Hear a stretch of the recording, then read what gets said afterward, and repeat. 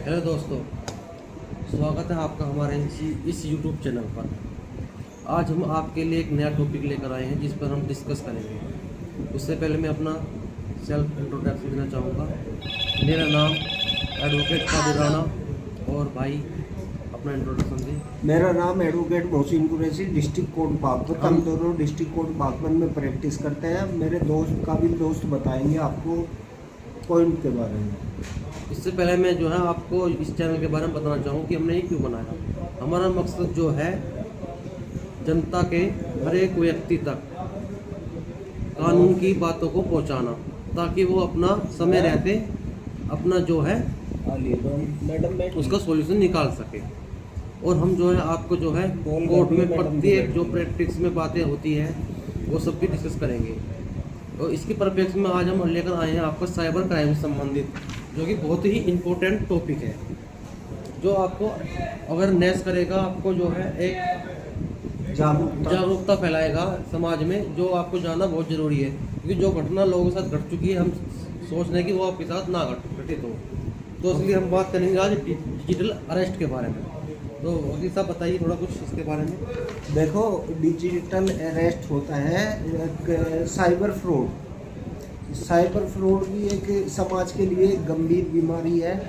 अब अपराधी जो होता है वो पुलिस, सीबीआई, नारकोटिक्स ऑफिसर बनकर बात करता है, किसी से भी कॉल करता है जिसको उसके साथ साइबर फ्रॉड करना है, और उसे बोलता है कि आपका आधार या बैंक के खाते का इस्तेमाल मनी लॉन्ड्रिंग में हो रहा है या अवैध चीज़ों के लिए हो रहा है। इसलिए मैं आपके खिलाफ एफआईआर दायर कर रहा हूँ, या तो आप कुछ सेटलमेंट कर लो, सेटलमेंट के तौर पर कुछ राशि हमें दें, तो आपका ये सिस्टम हम यहीं के यहीं दाब देंगे या किसी को बताएंगे नहीं। नेक्स्ट चीज़ें बताएंगे। इसमें क्या होता है, आप डिजिटल अरेस्ट में, ये बहुत ही इंपॉर्टेंट टॉपिक है, इस पर थोड़ा ध्यान दीजिए। इसमें क्या होता है, आपके पास कॉल आएगा। कॉल आने के बाद आपको कहा जाएगा कि मैं पुलिस ऑफिसर बोल रहा हूँ, या मैं सीबीआई का कोई ऑफिसर बोल रहा हूँ, या फिर मैं नारकोटिक्स डिपार्टमेंट से बोल रहा हूँ, या कोई और बहुत सा डिपार्टमेंट है उससे बोल रहा हूँ।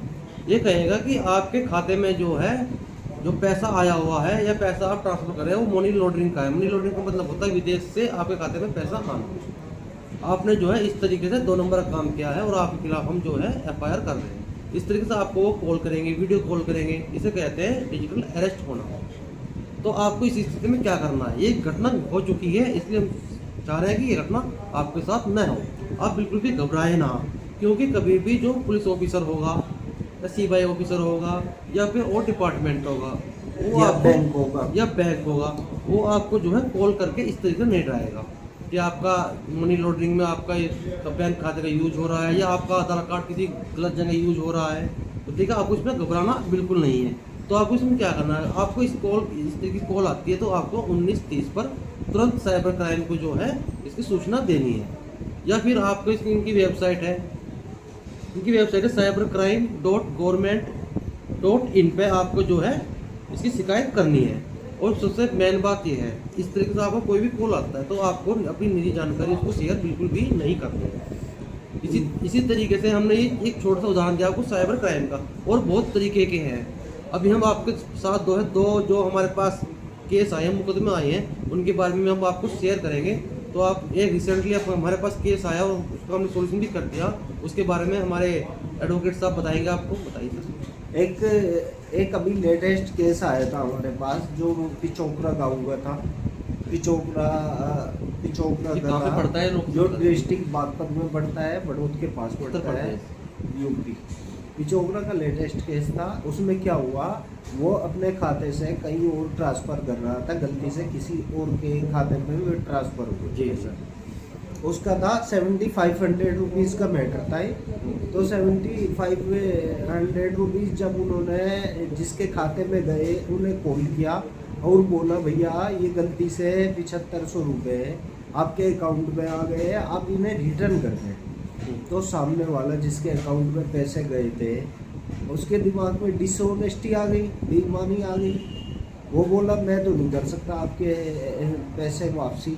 तो फिर हमने क्या उनसे हमने ये एडवाइस किया, वे हमारे पास आए कि आप एक काम करें, 1930 पर कॉल करें। 1930 पर उन्होंने कॉल की कादिर सर, तो उन्होंने उसमें क्या होता है, फिर आपको थाने वाले बुलाएंगे, थाने वाले बुला के अक्नॉलेजमेंट होता है, एक किस्म से आप कह लेते हैं कि शिकायत प्रार्थना पत्र होता है कि इसमें ये सब कुछ होगा, आपने किस डेट को किस टाइम पे किस व्यक्ति को कितने रुपए ट्रांसफर किए, ये सब कुछ पूरी डिटेल होती है। उन्होंने थाने पर एक एप्लीकेशन दी इसी से संबंधित, अपना खाता नंबर, उसका खाता नंबर, अपना नाम, उसके खाते नंबर की डिटेल्स कहाँ गई, तो पुलिस उसमें इन्वेस्टिगेशन करती है और वो पैसा होल्ड, पुलिस जो ईमेल भेजती है बैंक के द्वारा, तो वो पैसा आपका 7500 रुपये होल्ड हो गया फिर वहीं पे उसी बैंक में।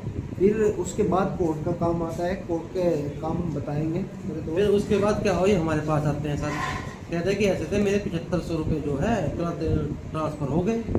ठीक है, तो फिर हमने एक एप्लीकेशन तैयार की, उस एप्लीकेशन में हम सारी डिटेल लिखी उसके बारे में, उसका नाम, पता, अकाउंट नंबर सब कुछ उसमें दिया, उसका फ़ोटो लगाया, उसका एफिडेविट लगाया। उसके बाद फिर हमने उसको कोर्ट में सबमिट कर दिया।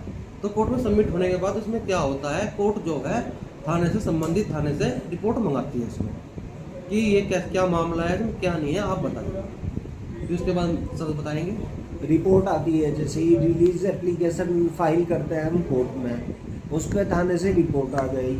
रिपोर्ट आने के बाद जो वादी होता है मुकदमे का वादी, जिसका पैसा ट्रांसफ़र हो गया गलत जगह, वो कोर्ट में आता है, सीजीएम के सामने उपस्थित होता है, जहाँ भी जुरिडिक्शन होता है जो उनसे कोर्ट में, वहाँ पे उपस्थित होता है। वहाँ पर उपस्थित, सर उसमें मैं एक बात और ऐड करना चाहूँगा इसी के साथ में, जो आप एक तो रिपोर्ट आएगी आपके थाने से, फिर एक जो होते हैं पुलिस वाले जो होते हैं, फिर एक कुछ टाइम मांगते हैं, फिर एक रिपोर्ट आती है आपकी बैंक से, बैंक में आपका कितना रुपया होल्ड है वो इसमें उसकी जानकारी देते हैं। होल्ड मनी ये आपकी तो कुल मिलाकर तो 2 रिपोर्ट हो गई, एक पुलिस रिपोर्ट और एक आपकी बैंक वाले बना कर देते हैं कितना रुपया होल्ड है। उसके बाद फिर आगे क्या प्रोसीजर होता है, होल्ड मनी रिपोर्ट जैसे ही आ जाती है, एप्लीकेंट जो होता है वो हाजिर होता है न्यायालय के सामने। न्यायालय पूछता है आपका 7500 रुपये होल्ड है, वो बोलता है जी हाँ, रिलीज, न्यायालय उसी आधार पर रिलीज कर देता है, इतने के बॉन्ड लेता है 7500 रुपये के, और उसका पैसा रिलीज हो जाता है। ऐसा नहीं है एकदम से हो जाता है, उसमें यहाँ से आदेश बन के उसी बैंक को जाएगा जिस बैंक में वो पैसा होल्ड रहता है। तो ये आपका हमने पूरा प्रोसीजर बताया है कि किस तरीके से आपका जो है, अगर इस तरह से कोई घटना होती है आपके साथ, तो आपको ये जो है आप सतर्क रहो पहले से, और इस तरीके से आपको जो है वो पैसा मिल जाए। फिर इसके साथ मैं एक घटना बताना चाहूँगा आपको, वो भी रिसेंटली हमारे पास आया केस। तो उसमें क्या होता है, आप इंस्टाग्राम चलाते होंगे जरूर, तो इंस्टाग्राम पे उसने क्या कहा, इसने इंस्टाग्राम पे स्कूटी देखी, स्कूटी आपको लुकिंग बहुत बढ़िया थी उसकी, तो उसे सोचा कि चलो उसे खरीद लेते हैं, बात करते हैं। तो उसने उसको कॉल किया, कॉल करने के बाद जो इसका इंस्टाग्राम था स्कूटी वाले का, उसने फ़ोन उठाया, उसने कहा जी सर मैं ये स्कूटी आपकी खरीदना चाहता हूँ। तो कहते हैं ठीक है, इसका जो है आप 18,000 रुपये भेज दीजिए, हम जो स्कूटी आपको कल तक दे दें।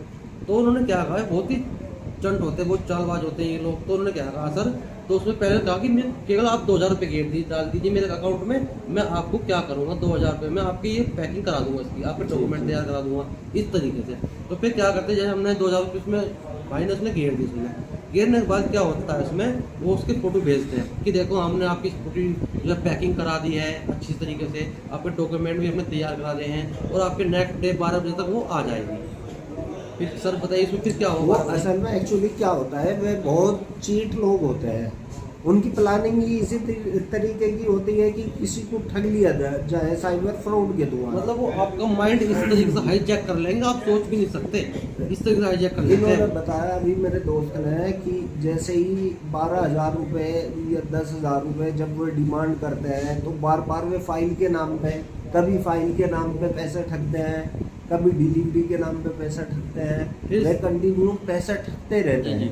फिर क्या होता है, जैसे अगले दिन उसने कॉल किया कि आपके जो है स्कूटी बिल्कुल तैयार है, और आपने जहाँ पे लोकेशन दी थी उस लोकेशन से सिर्फ हम 15 मिनट दूर है सर, बिल्कुल केवल 15 मिनट, बिल्कुल हम आप पहुँचने वाले हैं, आप जो है हमारे अकाउंट में पैसा घेर दीजिए, एक कंपनी का प्रोसीजर है, तो आपको फॉलो करना पड़ेगा, और हम केवल 15 मिनट में आपके पास पहुँच रहे हैं। क्या मैंने बताया कि आपका माइंड इस तरीके से वो हाईजैक करते हैं कि आप कुछ सोच समझ आएगा ही नहीं। तो उसने भाई ने पैसे उसमें डाल दिए। फिर 5 मिनट बाद फिर कॉल आता है, सर आपने अभी तक पैसे नहीं डाले, जबकि वो बंदा पैसे डाल चुका है। कहता है कि पैसे नहीं आए, तो वो क्या बहाना बनाते कि जरूर कुछ ना कुछ नेटवर्क का इशू होगा सर, आपके पैसे जो है हमारे तक पहुँचे नहीं। एक काम करिए, आप 18,000 रुपये फिर डाल दीजिए, जो आपके पैसे ये आए हैं तो वो तो आपके अकाउंट में पैसे वापस आ जाएंगे। इस तरीके से आपको वो बताते हैं। तो इस तरीके से भाई ने क्या करा, कर करके 3 दफ़े आपको 18,000 रुपये भाई ने डाल दिए। यही बात थी ना। तो टोटल मिला के 55,000 रुपये भाई ने सेंड कर दिए। और जैसे फिर भाई ने कॉल कराया तो कॉल स्विच ऑफ। अब भाई परेशान, भाई के जो है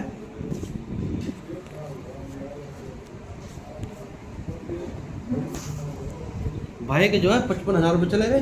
भाई एक गरीब आदमी मिडिल फैमिली की 55,000 रुपये तो बहुत बड़ी अमाउंट होती है, तो वो परेशान भाई। तो भाई फिर उसने क्या कहा, क्या बात बताओ ये। उसके बाद उन्होंने हमारे से संपर्क किया। हमने उनकी एक जो एप्लीकेशन थी वो साइबर क्राइम थाने में कराई, जो हमारे डिस्ट्रिक्ट कोर्ट बागपत में है, जो पुलिस लाइन में रिलेटेड है। पीएस यहीं पे मौजूद है। अभी वो पेंडिंग है मामला, अभी पेंडिंग है। जैसे इसके ऊपर कुछ इन्वेस्टिगेशन पुलिस कर रही है, अभी उसमें छानबीन चल रही है। तो पुलिस बोल रही थी जैसे ही कुछ होगा हम आपको बताएंगे। तो ये मैटर होता है साइबर फ्रॉड के, तो आपको भी चाहिए कि आप इन छोटे छोटे मैटरों से बच के रहो, अपना OTP शेयर ना करें। और बता दीजिए साइबर फ्रॉड के तो साइबर फ्रॉड के बहुत तरीके हैं, बहुत ज़्यादा तरीके हैं। अगर हम इसको डिस्कस करने लगे तो शायद ही पूरा दिन में बीत जाए। बिल्कुल, ये तो बात है। तो सिर्फ हमारा ये पर्पज यही है कि आप ऐसी कॉलों से सावधान रहें। वो बताइए कॉल जो आज ट्रेंड में चल रहा है कि आपको जो फेसबुक पे मैसेज आएगा, इंस्टाग्राम पे मैसेज आएगा, आपसे जो है लड़का लड़की बन के जो आपसे कॉन्टेक्ट किया जाएगा। वो बहुत खतरनाक चीज़ें हैं आजकल। वही तो थोड़ा उसके प्रकाश डालिए। हाँ, मेन चीज़ है वो डिजिटल अरेस्ट से संबंधित होती है। जैसा कोई बंदा फ़ोन करता है फेसबुक पे, पहले तो वो फ्रेंड बन जाता है। फ्रेंड बनने के बाद वो बोलता है हाय हाय, फिर वो बोलता है जब हम उससे चैट करने लगते हैं फेसबुक पर, तो बोलता है मुझे अपना व्हाट्सएप नंबर दीजिए, मैं फला लड़की बोल रही हूँ, मैं वीडियो कॉल करेंगे। हाँ, मैं वीडियो कॉल करूँगी। अब जो भी मतलब लड़का की दोनों के लिए है, तो नहीं है कि लड़का ही हो, कोई भी हो सकता है। जो युवा बच्चे हैं वे कुछ आजकल उनके कहने में आकर, जो नई जनरेशन है वो उनके कहने में आकर उन्हें व्हाट्सएप नंबर देते हैं। वो ऐसी अश्लील गंदी गंदी बातें करते हैं उनसे। पहले अपने कपड़े उतारेंगे, फिर सामने वाले कहेंगे आप अपने कपड़े उतारो, आप समझ रहे होंगे। तो वो फिर उसकी वीडियो बनाते हैं। वीडियो बनाने के बाद वे लोग उन्हें ब्लैकमेल करते हैं लगातार। कभी 10,000 की डिमांड करते हैं। जैसे ही आप 10,000 दोगे फिर वो 15,000 की डिमांड करोगे, 15,000 दे दोगे फिर 20,000 की डिमांड कर रहे हैं। कंटिन्यू आपसे डिमांड करेंगे, आपको ब्लैकमेल करेंगे, ये बोलेंगे मैं तो वायरल कर दूंगा वीडियो। और वे उस समय कर भी देते हैं वायरल, पर आप लोग उस चीज़ों से बच के रहें, OTP शेयर ना करें। ये चीज़ें फेसबुक के सामने आपको ये 3 से 4 जो घटनाएं बताइए रियल में घट चुकी है। इसलिए हम चाहते हैं कि आप जो है किसी के साथ ऐसा आगे ना हो, आप सतर्क रहे, सावधान रहे और औरों को भी ये वाली बात बताएं। अनजान लोगों से बिल्कुल भी OTP शेयर मत करें, चैट मत करें फेसबुक पर जाकर।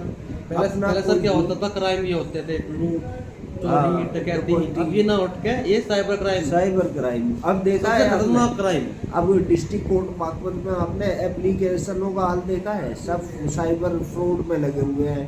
किसी के साथ 20,000 का चीट हुआ है, इतना ढेर लग पड़ा, इतना ढेर फाइल होगा। जो एप्लीकेशन फाइल कर रखी है एप्लीकेंटों ने, इतना ढेर लगा हुआ है। तो आप सतर्क रहिए, बच के रहिए। आगे भी और यूजफुल जानकारी अपने चैनल के द्वारा देते रहेंगे।